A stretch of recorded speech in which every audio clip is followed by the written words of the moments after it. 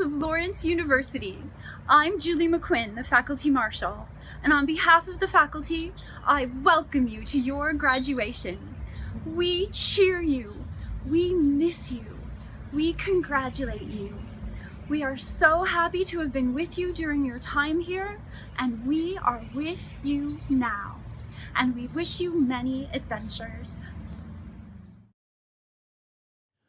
Welcome to Commencement 2020. This is Lawrence University's 171st, and it is unlike any in our history.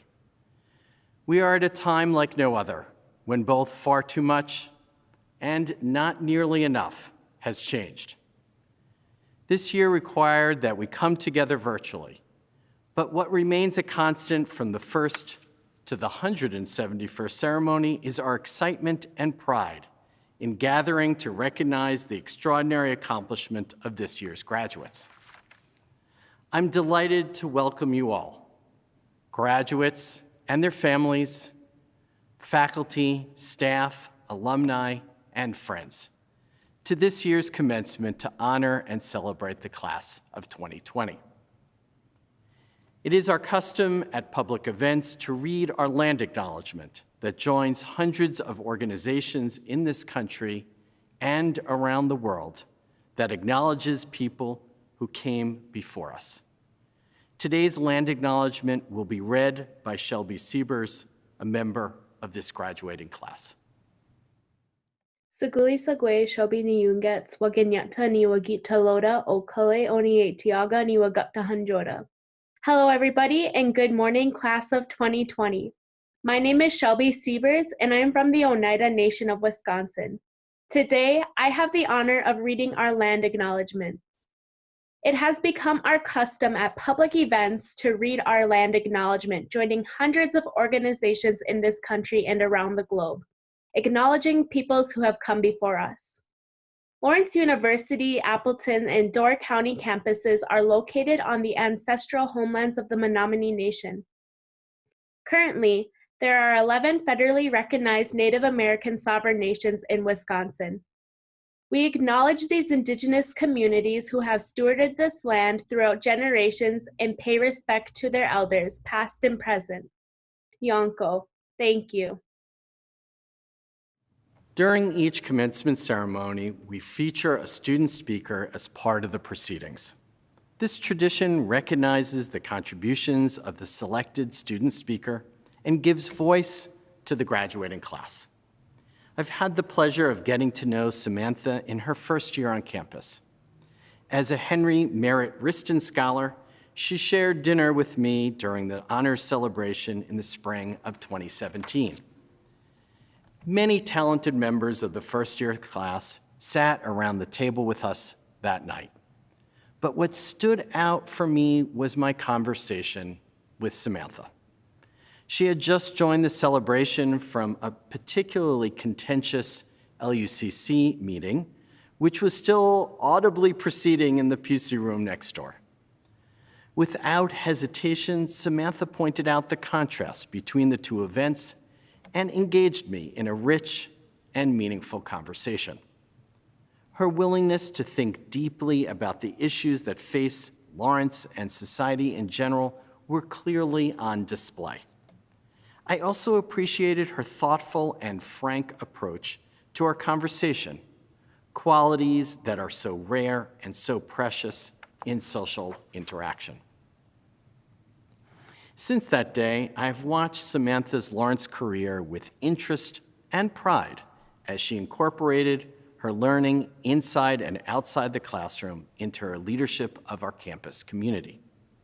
Samantha has been active in the fabric of campus life, from Alianza, our Latinx organization, to her service as a residential life manager at Sankofa House, to her leadership as president of Lambda Sigma Honor Society. She has taken all that Lawrence has to offer as she developed into a mature, self-reflective, constructively critical leader of our campus community. I know wherever her path takes her, she will represent the best of Lawrence. Her impact on the wider world will be important real, and tailored to the challenges that face us, just as it has been at Lawrence. Please join me in welcoming this year's senior class speaker, Samantha Lizbeth Torres. My fellow graduates, today we are honored to commemorate one of our many great successes to date, our graduation. First and foremost, congratulations! How we managed to live alongside a polar vortex, the river bugs, the ever-looming cutout of President Bernstein, and now a global pandemic. I cannot answer.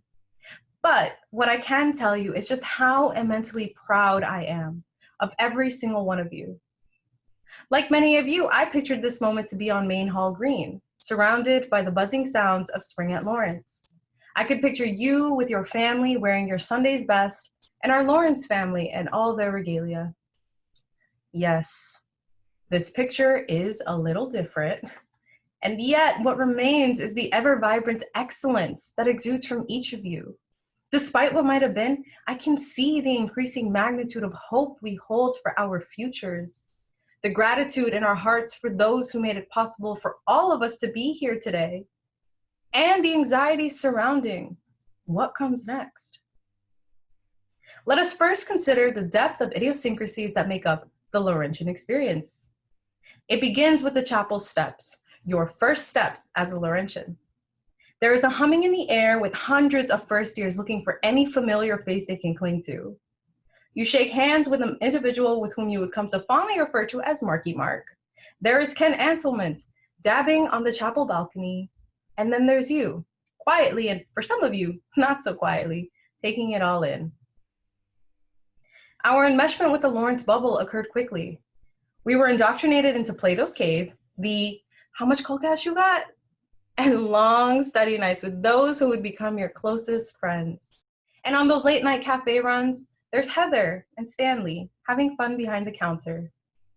I bet you can all recall exactly where you were during the great email chain of 2018. I was sitting in the parish room eating dinner with my posse when our phones buzzed. I could go on about the things that make one a Laurentian, but I'd like to celebrate the story of us, the class of 2020. Our class came up in a time of great change. The fall of 2016 commenced our lives as Laurentians and changed the face of our country. We, along with our nation, faced one of the most historic and divisive moments that would define our community and lives as Laurentians. There, as we watched on monitors, grounded by the carpeted floors of Meadwitter, our next chapter had commenced. The room filled with heaviness, excitement, and everything in between. The air was thick. However, the Lawrence experience does not end at the edge of campus. In that moment, I felt our Lawrence bubble burst. Its droplets would engender countless passions, demonstrations, and dedications to ourselves and the world. That dedication would bring people to the Women's March of 2017, student-led climate action festivals, and demonstrations for social justice, such as LGBTQ rights and immigration reform on Houdini Plaza. We followed in the steps of our ancestors and of the great Laurentians who have paved the way for us to continue to make Lawrence a safe haven for all identities to be embraced and celebrated. We are also inspired by the losses we experienced here. I mentioned the Women's March for a reason. Let us honor Eileen, whose pink hat and bright smile filled our timelines as she shared her light with us. Being a Laurentian helps you realize how valuable your voice is and the unsurmountable power you hold within. And in recognizing that power, you're better able to find the communities that will raise you up. I found community in Lawrence's Posse program, whose generous scholarship allowed me to be here, where I flourished under the guidance of my Posse mentor, Helen Boyd Kramer, whose unrelenting passion for radical social justice inspired me to create my own strides. I found a home in my mentors, my Sankofa family, my Beta sisters, and in the arms of friends with whom I've shared my happiest and saddest moments. Wherever you found a home, I hope that it was kind and warm, and that this unusual goodbye is also a sweet see you later, similar to the ones we gave our families 4 years ago. The communities we created here were a reflection of the ones we came from. Like many of you, I come from a first-generation family. As a child of immigrants, it was clear in my household that education was the key to survival. I was raised by a single mother whose formal education ended at an elementary level, but her wit, tenacity, and resilience made her among one of the smartest people I know. And just as I'm standing here for all of you, I stand for her as the fruits of her labor are recognized. I could not be here without her. Even if my mother could not quite understand the experiences I've had in the shortest, longest 4 years of my life, she recognized the work, the strength, and the audacity I needed in order to face an institution that was not built for people like me. Llorona, pero chingona became the slogan of my conversations with my mother. And just as I found strength in my mother's spirit, we must recognize the strength that stems from the communities we came from, the communities we built here, and understand how we carry those communities with us, wherever we go. As a New Yorker, I know I am resilient, and I relied on that resilience as the news of the move to online learning devastated campus. Seniors were cradled in each other's arms as underclassmen scrambled to comfort us, and those poor freshmen had no idea what was happening. Again, the air was thick. As seniors, we watched as our last spring term got canceled. The stole ceremonies, the recitals and exhibitions, our last LU Aru, all of the ways we would have gotten to celebrate our individual accomplishments, all gone. And that hurts. It is painful. Like many of you, I am still grieving this loss. The act of physically walking across that stage to receive a hard-earned diploma is one of the most pinnacle moments for first-generation families and our most marginalized students. Lawrence is not easy for us. It was never meant to be. But signing up for that challenge, whether that meant leaving home a mile away or a continent away, demonstrated that strength and audacity it took to make Lawrence your own. I implore you to recognize the sheer amount of work, dedication, and heart you've poured into yourselves and this Lawrence community over the past 4 years. You may be tired, overworked, or even burnt out. Relish this moment and all you've accomplished. Recognize the sacrifices you and your families have made. And remember the great joy experienced here. Despite our individual experiences at Lawrence, we continue maneuvering our steps into a new world. It is important to remember that we have seen darkness before. Throughout these past few months, we've experienced devastating losses, disappointment, and an insecurity that is haunting. We are living in a moment of collective grieving. That grief, those growing pains, are woven into our legacy of resilience. It is accompanied by a resistance that affirms that Black Lives Matter, have always mattered. As we continue to settle into this uncertainty, maybe a little more uncertainty than we might have bargained for 4 years ago, I am confident that if any class had the strength to deal with the weight of the world, it's the class of 2020. Lawrence encourages us to bring our light. We brought that light tenfold when we successfully produced an entire spring term's worth of senior activities in 3 days. Through the outstanding leadership of our senior representatives, along with the seniors' demand to celebrate our time here, we made the impossible happen. We saw it again in these last 10 weeks, and we will continue to foster our light wherever it takes us. There is no doubt that Lawrence has brightened our spirits, and we are not who we once were. But as these 4 years can attest, we met every challenge head on with a tenacity that will serve us well. We are, in fact, the yellow class. It is within our spirit that the sun never sets, not during a grueling Wisconsin winter, and especially not now. Now let us celebrate. Let us continue to be the light for our futures and the legacy we leave behind. And when the world tries to dim your light, shine bright. No matter what comes next, anxieties and all, shine your light as fiercely as you can. Especially in the darkness, your light is needed. To the Lawrence class of 2020, congratulations from anthropology. Yay, we're so proud. Congratulations. Congratulations. We did it. The Lawrence University Brass and Percussion faculty are super proud to congratulate our graduating seniors. Margaret Thompson and Amos Eggleston. Jonathan Ibar, woo! Liam McDonald. Cole Foster, woo! Alex Quaid and Nolan Ehlers.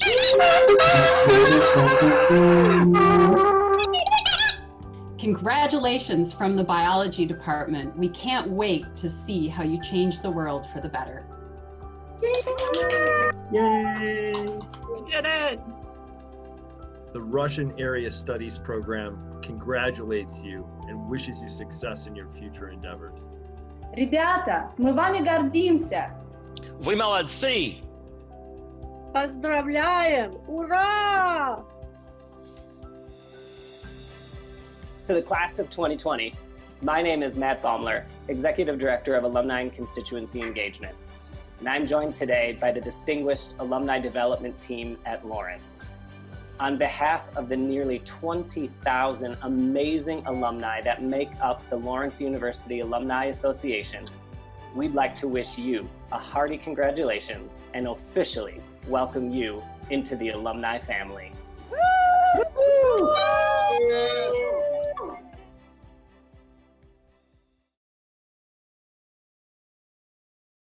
President Burstein and members of the Lawrence community, I am honored to present this year's commencement speaker, distinguished poet Natasha Trethewey. Born in Gulfport, Mississippi, Natasha Trethewey earned her advanced degrees in poetry from Hollins University and the University of Massachusetts. As an educator, she has taught at Duke University, the University of North Carolina, Chapel Hill, and Emory University. She is currently the Board of Trustees Professor of English at Northwestern University. She has earned rightful recognition, including winning the inaugural Cave Canem Poetry Prize for the best first book by an African-American poet, the Pulitzer Prize in Poetry, and service as the 19th Poet Laureate of the United States, among other accolades. This decorated writer needs no introduction to our graduates, as she introduces so many of them to the Lawrence academic experience. Native Guard, her third poetry collection, and the work that won her the Pulitzer Prize, is a mainstay of our freshman studies curriculum, illuminating for every Laurentian the continuing power and relevancy of poetry as a means for understanding the world. Natasha Trethewey is a poet for our times and a poet for the ages. She courageously draws on her personal experience to confront the deep inequalities that define our past and infuse our present. As the United States remains a crucible of reckoning with the racial injustice that has informed this nation from its earliest days, Trethewey's elegiac examination of memory and history, both public and personal, offers us art in its highest form. She excavates fundamental truths with a deft and searing elegance, while also demonstrating the power of hope, community, and human connection. Please join me in giving a warm Laurentian welcome to our 2020 commencement speaker, Natasha Trethewey. Greetings, members of the Lawrence community and the graduating class of 2020. It's an honor to speak with you today on this momentous occasion. I'd very much hoped to be with you on campus after these last 4 years, as you embark on the next part of your journey. When I was invited to address you, I did not know that I would do so in the midst of a pandemic that is taking the lives of so many of our brothers and sisters around the world. I did not know the streets of our cities and towns across the nation would be filled with Americans of all walks of life, all races and faiths, standing and marching together in protest against police brutality and ongoing injustice, as if we were in the midst of the tumultuous times of my birth, the 1960s, when my parents met and fell in love. In 1965, when they decided to marry, my Black mother and my white father, interracial marriage was still illegal in at least 17 states in the nation. In Mississippi, not only was it illegal for them to marry, it was also illegal to travel to another state to do so. For love, for the right to love whomever they chose, my parents committed an act of civil disobedience. Breaking an unjust law, they crossed the Ohio River into Cincinnati, as runaway slaves had once done, for a measure of freedom in a state where they could marry legally. 2 years later, in 1967, the Supreme Court, in a gesture toward bestowing equal rights, struck down the laws against interracial marriage, ruling them unconstitutional. Because of that, along with all the other advancements we've made since then as a nation, I did not expect to find us here, still unequal and in the midst of turmoil, collective resistance, peaceful protest, and civil disobedience not seen in this country for half a century. But the journey is ongoing.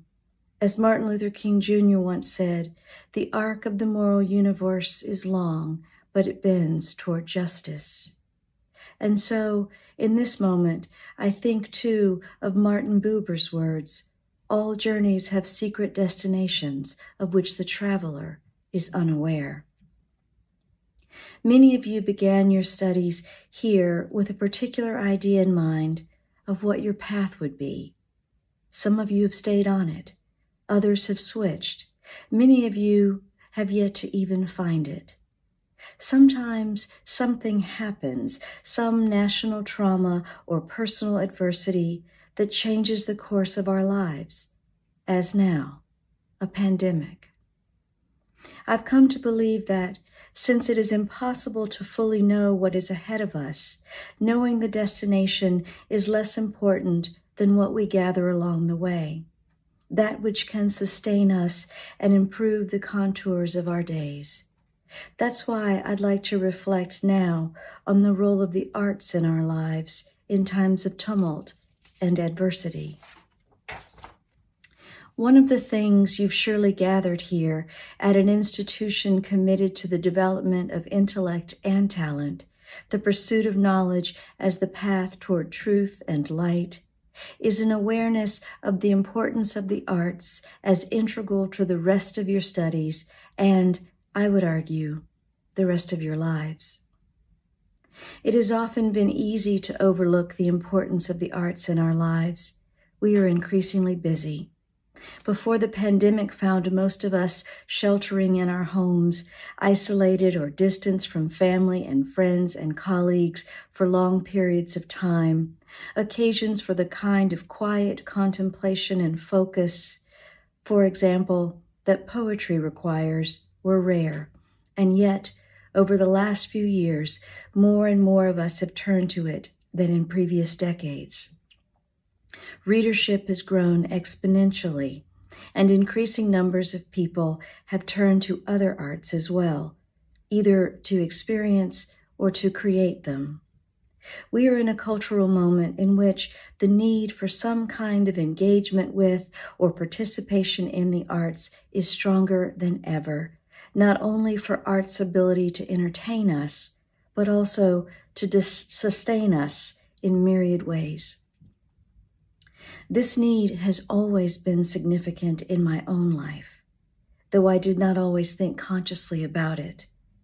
Even before I was a teen, turning to the lyrics of popular music that spoke to my inchoate feelings of youthful rebellion or love or angst, I gravitated to various art forms in order to grapple with my difficult situation. When I was a small child, my parents divorced, and a few years later, my mother remarried. For 10 difficult years, we lived in the house with my stepfather, a troubled Vietnam veteran with a history of mental illness who gradually became abusive.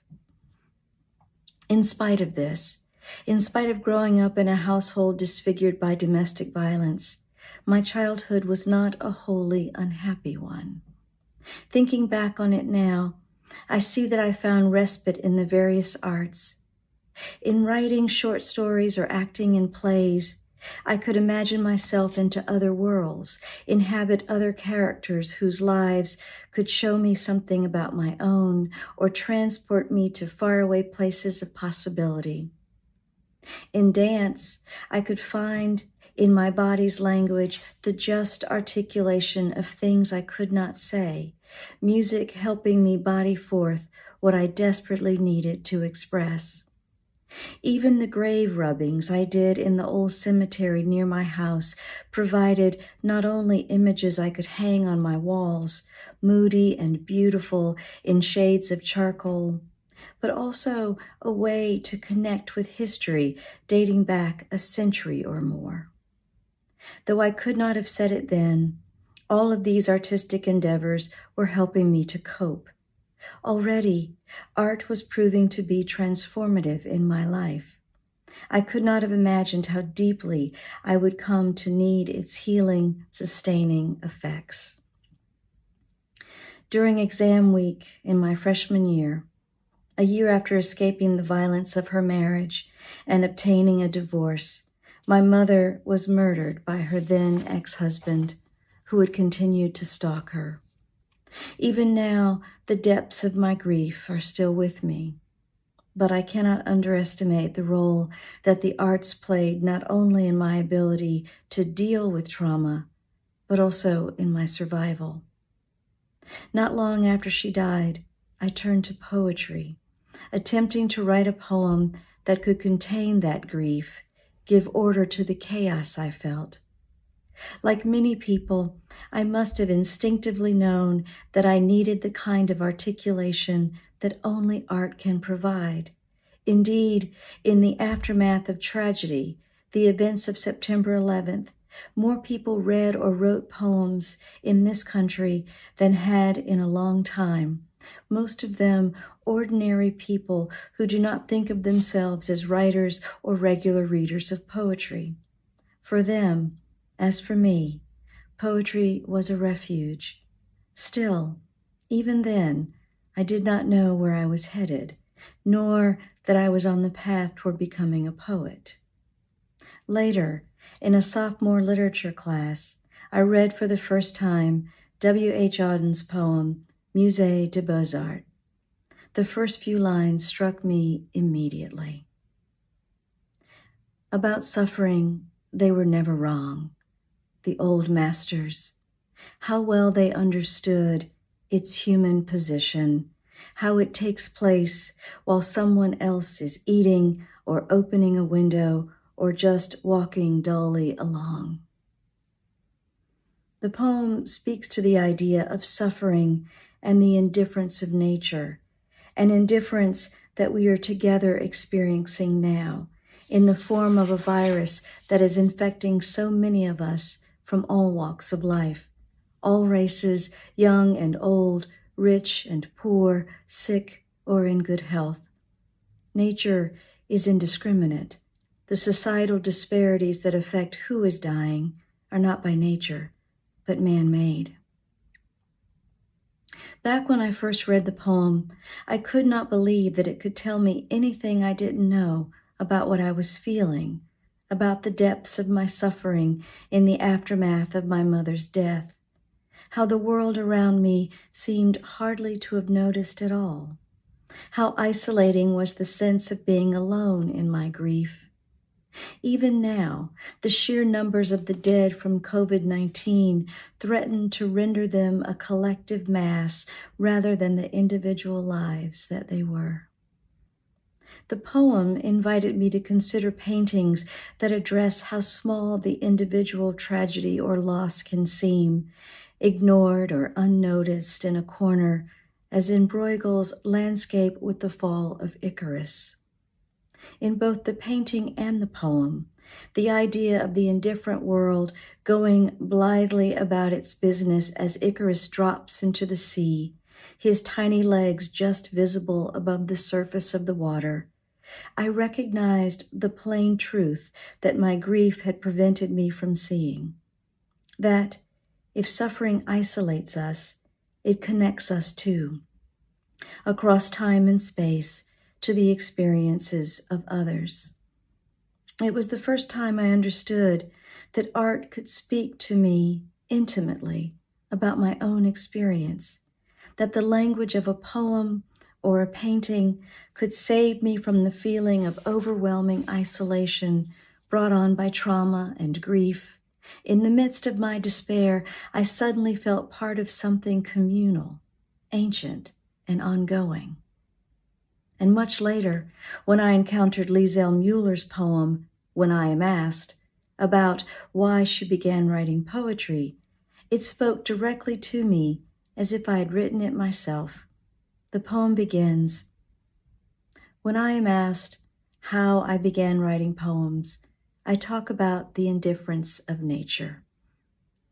The poem goes on to convey her grief over the death of her mother, who, like my mother, died in the month of June. It ends with this lovely declaration, "I placed my grief in the mouth of language, the only thing that would grieve with me." I don't know the exact moment I realized that I would be a poet, but I do recall the lightning rod of her words, the realization that my greatest loss had been transformed into my purpose, giving meaning to the sudden tragic turns my life had taken. Whereas art had sustained me throughout the years, poetry had now become my particular calling. As a poet, I am most often speaking about the literary arts in particular, but I believe my assertions to be true of all the arts.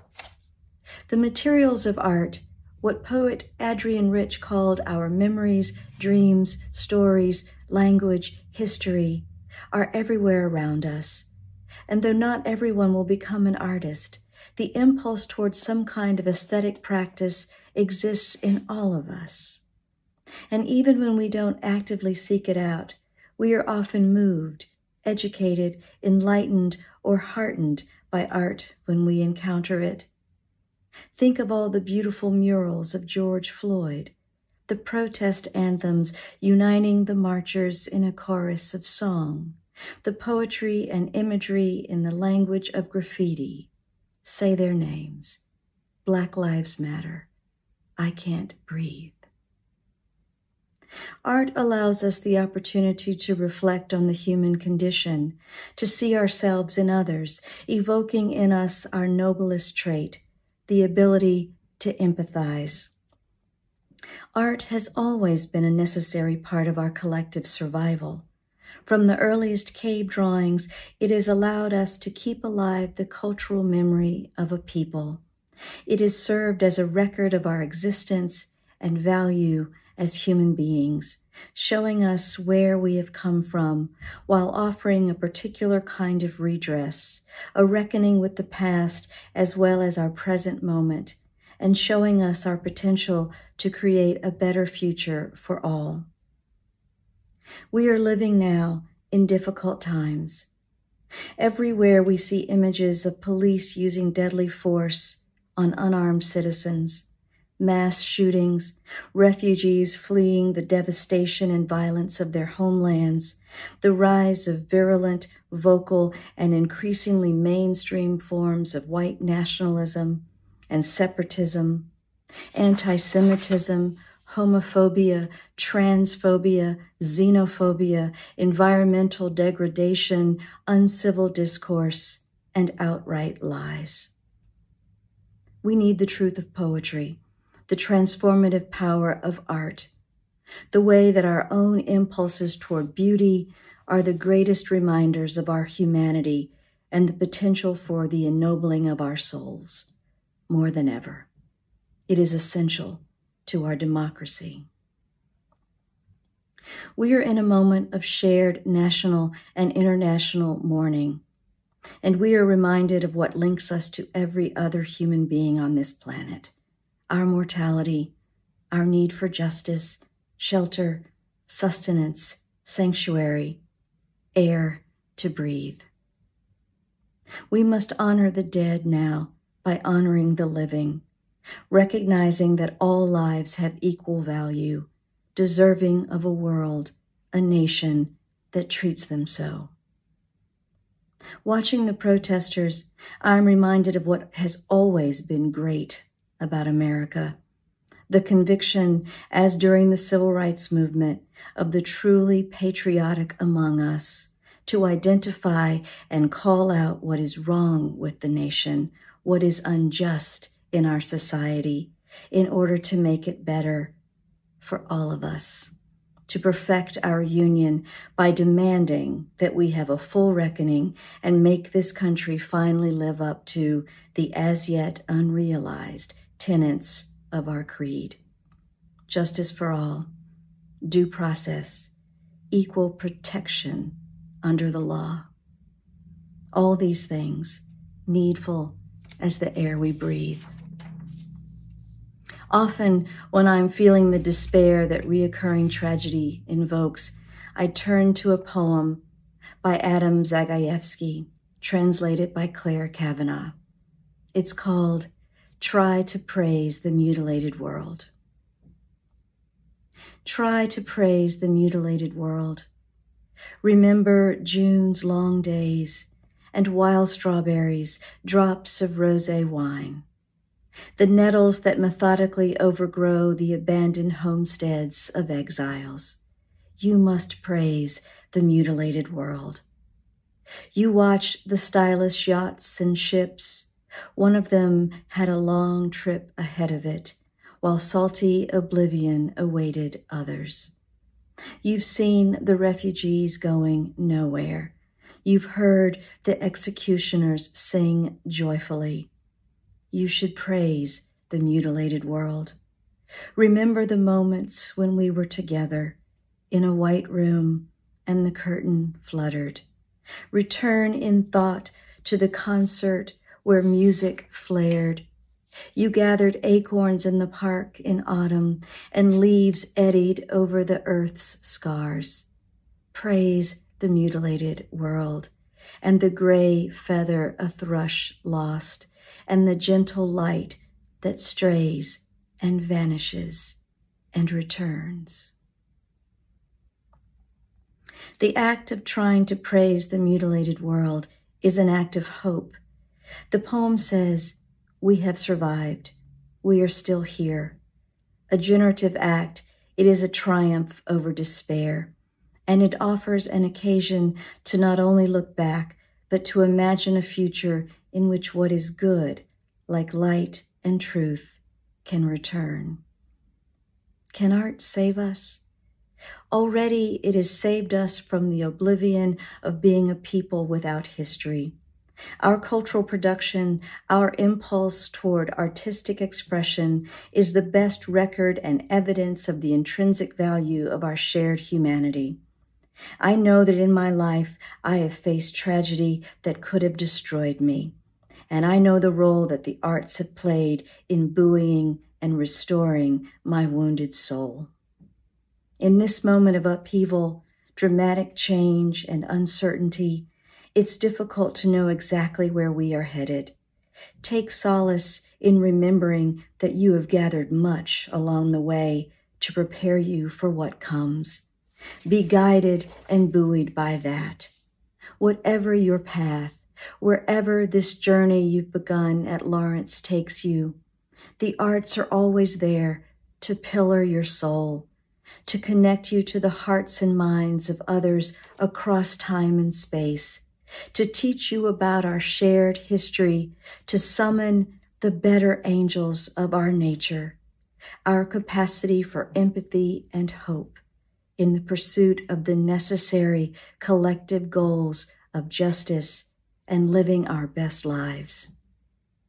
Class of 2020, you are young and educated and poised to change the world, to shrug off the long-standing, intrinsic, and deeply ingrained prejudices of a nation so full of promise, but still slow to live up to the full measure of its founding ideals.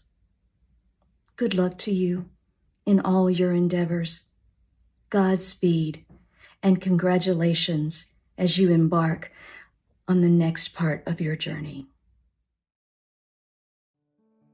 From the Diversity and Intercultural Center, congratulations. We wish you well. Congratulations, Class of 20. We miss you. We're proud of you. Keep making great art. Stay in touch. Happy graduation. Congratulations. 1, 2, 3. Herzlichen Glückwunsch zum Bachelor-Abschluss. Nils Carlsen. Wayne. Kayla Hieger. Nima Tabishat. Evie Berger. Mireille Padilla. Heidi Kroth. Gratuliere. The History Department congratulates the class of 2020. We are all very proud of all of you. Yay! All right, hola. Hello, everyone. On behalf of the Lawrence University Jazz Department, I want to congratulate all graduating students from our jazz program, conservatory, and the university in general. Remember that this journey doesn't end here. The beginning of a new life. We will always be here to guide you and share with you. So, again, congratulations. Have a wonderful, wonderful day.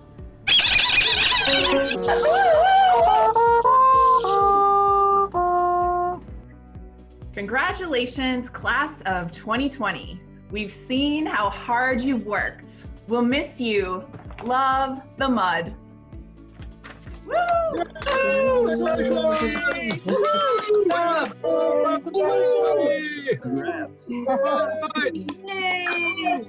Congratulations, class of 2020. We'll miss you. Stay in touch.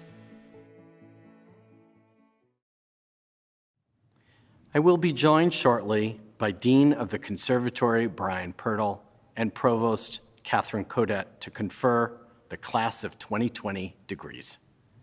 To accommodate this year's virtual ceremony, we have changed the way we recognize Latin honors. Instead of reading the Latin honor along with each recipient's name, we have created a web page where all Latin honors are listed. To see the full list, please visit go.lawrence.edu/Latin honors. Latin honors is all one word.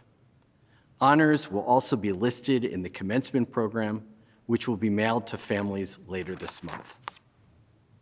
The degrees in course, which have been recommended by the faculty, will now be conferred. Mr. President, I have the honor to present the following candidates for the degree of Bachelor of Music. They have successfully completed the courses of study. Julian Reed Bennett, Jenna Rose Bliss, Joseph Gregory Dennis, Amos J. Eggleston, Nolan Scott Ehlers, Nicholas Thomas Fahrenkrug, Cole William Foster, Matthew Dean Fowler, Samantha Michelle Gibson, Alexander David Hadlick, Jonathan Thomas Eibach, Benjamin Chambers Johnson, Clayton Yarley Knoll, Sarah Ann Creason, Zoe Elizabeth Markle, Henry McCammond Watts, Victor Gabriel Montanez Cruz, Nicholas Matthew Molnar, Kelsey Marie Page, Alexander Jeffrey Quaid, Alexana Elizabeth Quinn, Emily Stiles Richter, Maria Louise Santos, Pankuri Singh, Margaret Laureen Thompson, Hannah Elizabeth Tobias, Liam T. Wood. Mr. President, on the recommendation of the faculty of the Conservatory of Music, I now ask you by your official act to confer upon them this degree. By the authority vested in me, I confer upon you the degree of Bachelor of Music, together with all the rights, privileges, and honors, as well as the obligations and responsibilities appertaining to that degree. Congratulations.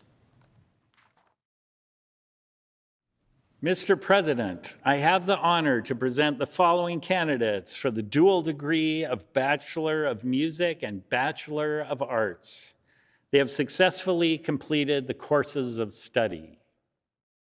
Stephen Gregory Dieter, Leah Julianne Eldridge, Mayan Rube Essick, Jessica Lee Gehring, Jeremiah David Jensen, Julia Ann Johnson, Amanda Grace Karnatz, Abigail E.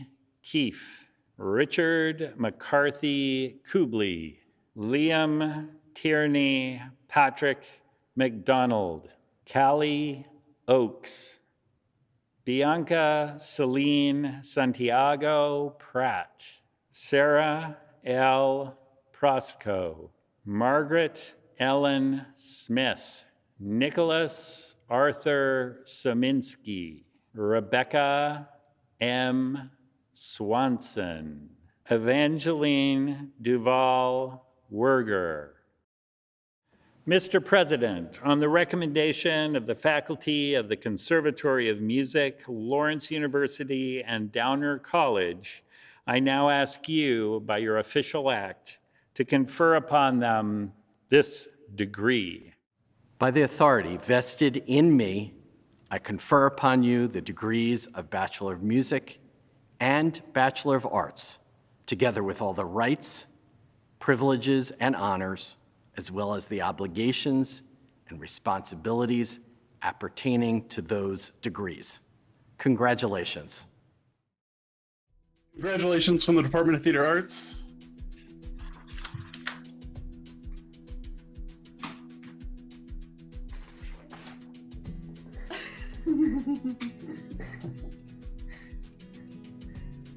We want to wish a big congratulations to the class of 2020 from the Center for Academic Success and give a shout out to all the graduating seniors who are tutors and thank them for their dedication, service, and everything they've put in on behalf of their fellow students while at Lawrence. Congratulations. Class of 2020, you did it. We wish you lives of meaning. We wish you rich communities. From all of us in the Lawrence University Trombone Studio, we'd like to say how proud we are of all of the graduates, especially our very own Liam McDonald and Cole Foster. 1, 2, 3. Congratulations!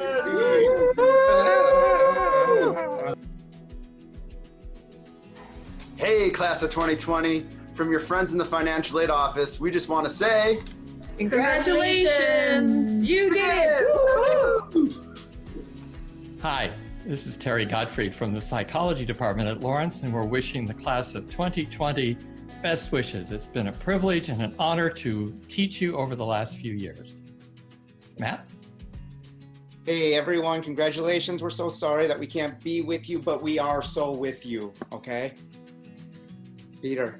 Congratulations, everyone. I'm really heartened that people like you are going to go out in the world and hopefully make it a much better place. Congratulations, everybody. We'll miss you. We're so proud of you, senior psychology majors. Congratulations, everybody. Take care of yourselves, especially your mental health. Peace out. Carbon takes 4 bonds. 4 bonds is plenty. Congratulations.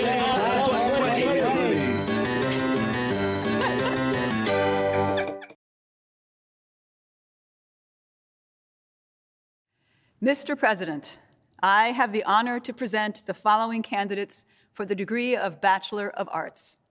They have successfully completed the courses of study.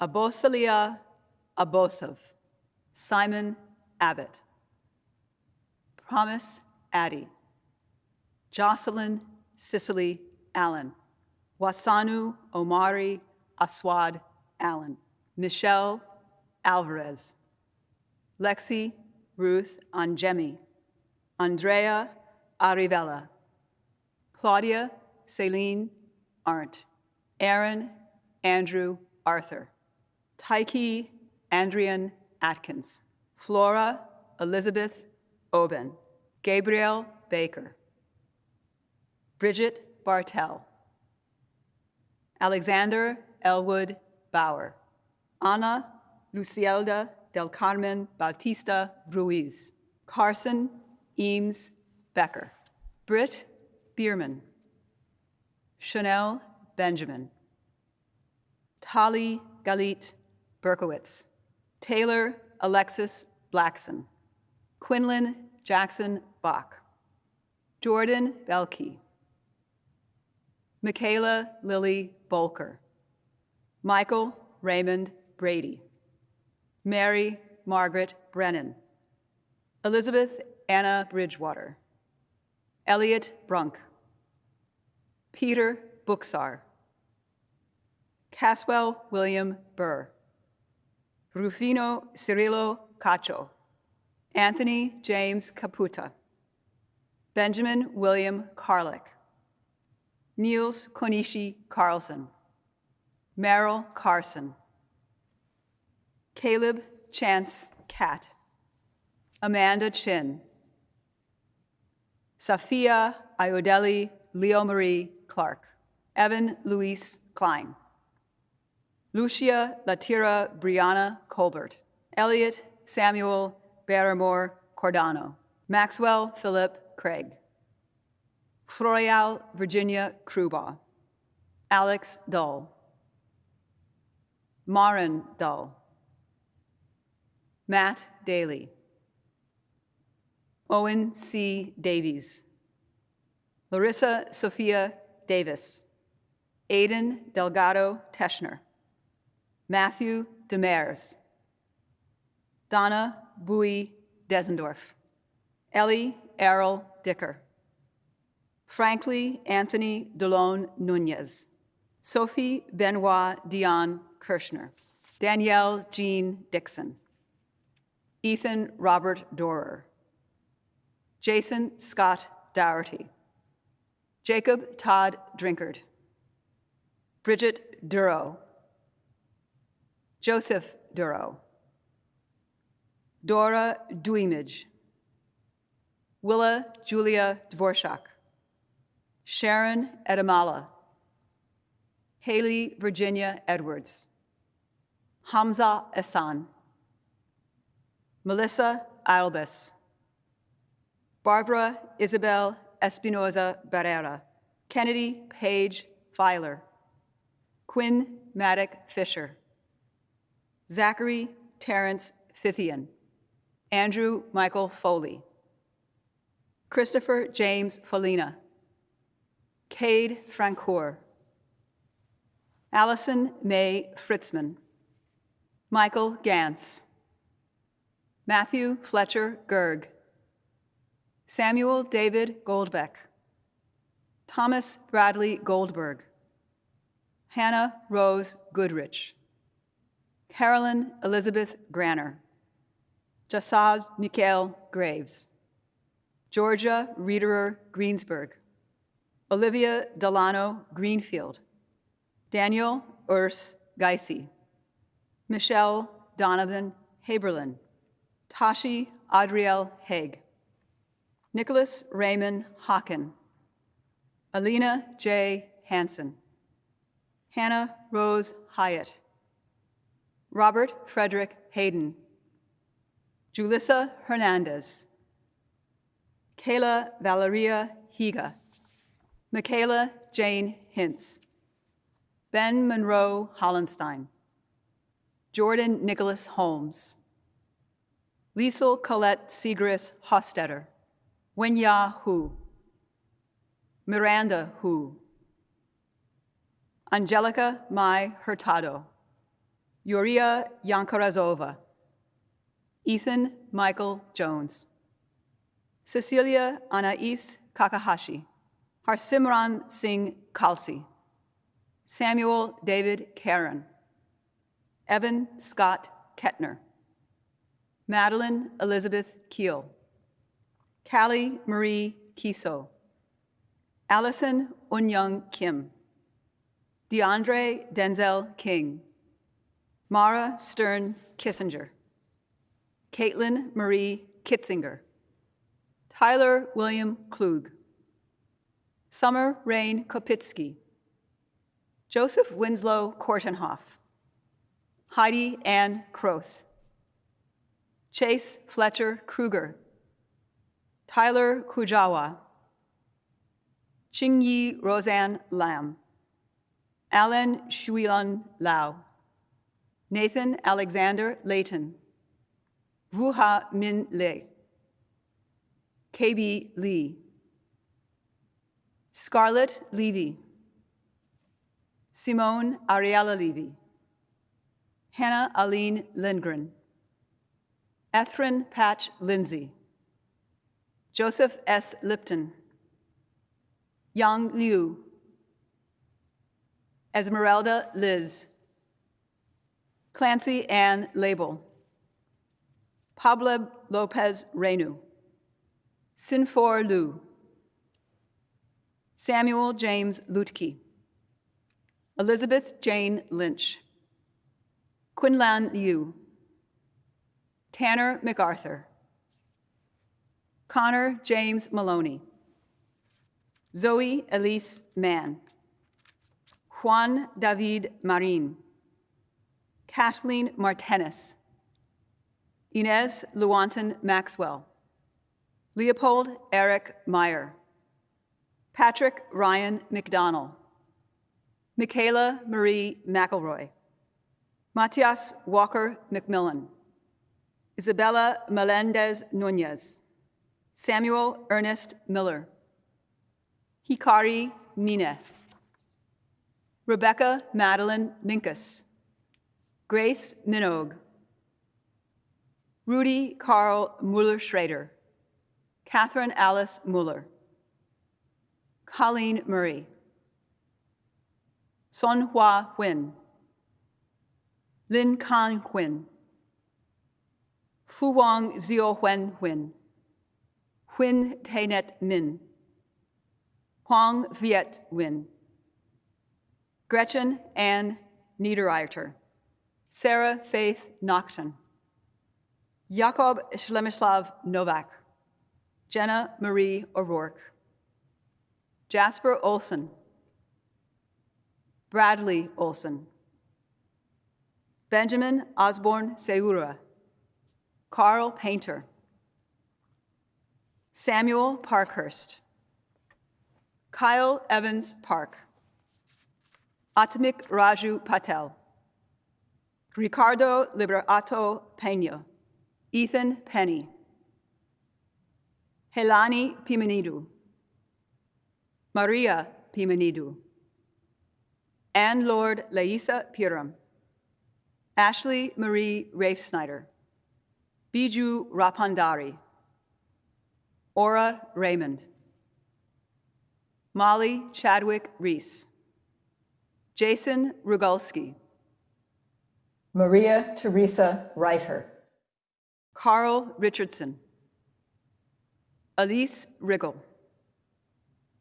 Logan James Robeson, Sebastian Roman, Evan James Rosado, Jesus Sanchez, Gianna Marie Santino, Rishi Sanyal, Joe Brent Sato, Benjamin Bast Schultz, Christina Sadal, Teresa Searing, Fallon Sellers, Luis Sirvin, Alexis Ray Shannon, Noah John Shea, Ji Shu, Luke Shimabokoro, S. Jean Schoaf, Kunga Sharesta, Shelby Lee Siebers, Noeo Simeona, William Ignatius Smith, Hallie Sogan, Natasha Luan Statz, Elias Jonathan Stauch, Haley Marie Stevens, Madeline Claire Stevenson, Cole Stofflet, Martha Rose Strawbridge, Keishin Sun, Shang Yue Sun, Tenzin Seilneun, Tamima Mina Tabashat, Allegra Taylor, Miriam Grace Thew Forrester, Daphne Nicole Thomas,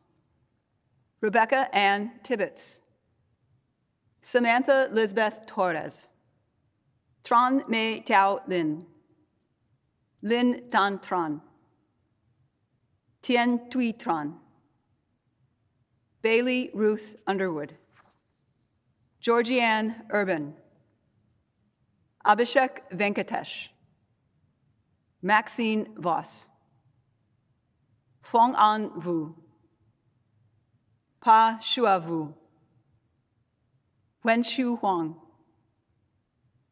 Yuechen Wang, Chihru Wang, Jillian Ward, Winifred Sean Waters, Sarah Beth Wells, Chase Joseph Wiedemann, Nathan Lawrence Williams, Matthew Robert Ronsky, William Wolfman, Shi Jia, Jianlun Yang, Xinyui Yang, Ileana Maria Yost Yates, Jake Connor Yingling, Stephen Zabrowski, Jasenia Yasmin Zelaya Francisco, Rinu Sho Zemrak, Edi Chang, Yang Zhao, Joey Zimmer, Claire Elizabeth Zimmerman, Robert Thomas Ziobro. Mr. President, on the recommendation of the faculty of Lawrence and Downer Colleges, I now ask you, by your official act, to confer upon them this degree. By the authority vested in me, I confer upon you the degree of Bachelor of Arts, together with all the rights, privileges, and honors, as well as the obligations and responsibilities appertaining to that degree. Congratulations. Hello, class of 2020 from Ethnic Studies. Congratulations, everyone. Congratulations. Congratulations. Congratulations, Roger.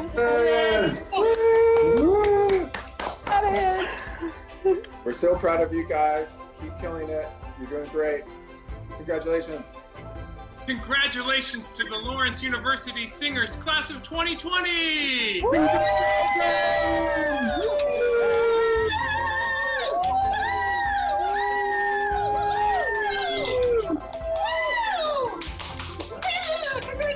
Dear Spanish majors, congratulations. Felicidades.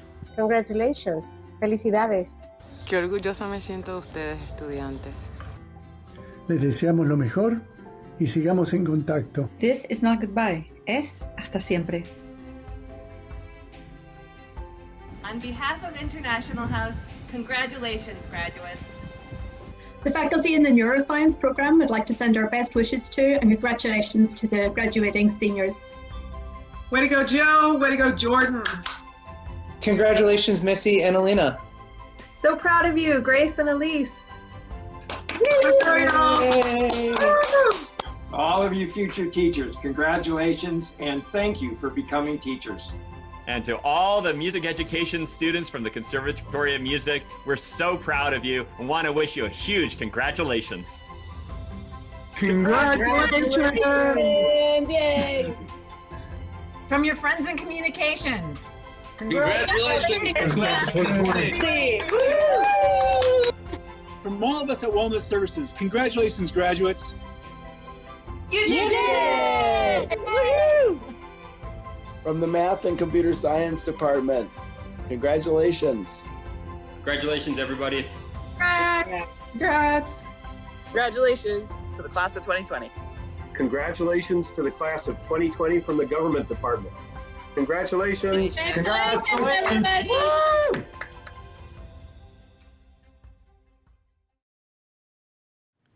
Joining the class of 2020, we have 4 retiring faculty members: David Burrows, Ruth Lunt, Richard Sanareb, and Thomas Rickman.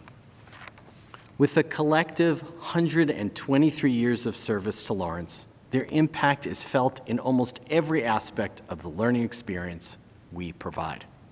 In recognition of their many contributions to Lawrence and its students, and by the authority vested in me, I'm honored to award them the degree of Master of Arts Adiundum on the occasion of their retirement from the faculty. Also joining the class of 2020 is Natasha Trethewey. Thank you, Natasha, for your inspiring words today. You have provided meaning and insight to this class through your poetry, which has been discussed in freshman studies for many years, and through your convocation address in 2016. Natasha Trethewey, for your indelible contributions to American poetry and to American life, and the extent to which you embody the spirit and the letter of the educational mission of Lawrence University, and by the authority vested in me, I now confer upon you the degree of Doctor of Humane Letters, honoris causa, and admit you to its rights, privileges, and obligations. At Lawrence, we often say that we intend to prepare our students for a rapidly changing world. You, the members of the class of 2020, truly know what that means. Most of you started here in Appleton 2 months before one of the most partisan presidential elections in the history of this country. The backdrop of your education, including the stock market hitting an all-time high, the impeachment of a president, the persistent killings of Black people reinforcing the systemic racism that grips this country, and a pandemic. These events and others have led to a larger debate about the core values of this college and this country, like the validity of science as an influence on public policy, like the belief in a meritocracy for all, including immigrants, like the organizing principles of equity and justice, and like the understanding that civil discourse, even across very different views, is essential for learning and sustaining civil society. Every time another event threatened my confidence in the future of this great country and my belief in human progress, your leadership, your passion for each other, your care for the future of human society lifted me up. In a time when community has become so hard to sustain and when people of different backgrounds and views are more likely to argue, compete, or ignore each other, you came together to learn, to celebrate, and to struggle as one community with the issues that face Lawrence, this country, and the world. You have renewed my confidence and raised my expectations for what is possible. One of the shining aspects of your class has been your impulse to thank those members of the Lawrence community who have participated in your educational journey.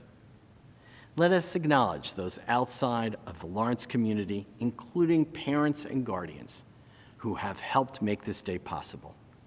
I want to take a moment to recognize your families for their efforts. Thank you and congratulations on this extraordinary moment in your child's life. Earlier in our ceremony, I granted your diplomas with all the rights, privileges, and honors, as well as the obligations and responsibilities appertaining to that degree. Your status as graduates does come with certain rights, privileges, and responsibilities, including the expectation that you will use your education responsibly for your own sake and to benefit others. Please take this expectation seriously. Societal change always comes from the next generation of leaders. Know that your work will have direct impact on the future of all of us. Your learning here provides the framework for communities that aspire to extend justice and opportunity to all. We now count on your talent, your work, your leadership to move us forward. Over the past few months, I have agonized over this moment. A commencement without the ability to shake your hands, to see the accomplishment in your eyes as you move across the stage, to feel your energy and enthusiasm for the future is very hard to take for me, and I am sure for you. Even harder is knowing that Lawrence graduates you today into a world more uncertain than many generations before you. As someone who graduated from college and graduate school in another moment of economic and societal stress, I have a sense of what you may feel as you face the future. I am confident that regardless of what happens next, I know you have acquired the skills necessary to succeed in this increasingly complex world. Your future homes and workplaces will benefit from your passion and skill. Your leadership will strengthen the world in which we live. I end with one true wish. As you leave this community you led, I would like to ask you to consider a goal. As you confront our imperfect society and the multitude of decisions and challenges ahead, aim high and be bold. The world hungers for your talent and leadership. Congratulations, Lawrence Class of 2020. I hope to see you all in person very soon. Congratulations, seniors from the economics department. Yeah. Your personalities are infectious. We give you an R0 of 4.38. Congratulations, class of 2020. You made it. Keep dancing. Hi, everybody. Special shout out to all the 2020 Lawrence grads, but especially those in the Wind Ensemble. Thanks for your time and all the work you put in this year and all the years leading up to it. Congratulations. Congratulations to all the seniors in LSO. So thankful for your contribution. It's been wonderful to have you here. Good luck on everything, all of your adventures from here on out. So again, well done. And congratulations to all the seniors in the symphonic band. I'm so appreciative of your dedication, all your work over the years. I'll miss you greatly. Stay in touch. Congratulations to all of you. Congrats, everybody. From the philosophy department at Lawrence University. We congratulate you on all your hard work. We're proud of you. Thank you. We'll miss you. And we wish you all the best of luck. Congratulations. Congratulations. We are so proud of you. Congratulations, class of 2020. We're so excited to see what you'll be up to in the future, and keep in touch. Congratulations to the class of 2020. We miss you. Keep in touch. As you may know, we always meet at the clock. After graduation, we can't be there in person, but we will socially distance ourselves amongst the lake flies. Wow. Along the clock. You want to get everybody in there? And the flies. And the flies. All right. Congratulations, class of 2020, physics majors. We miss you. We miss you all.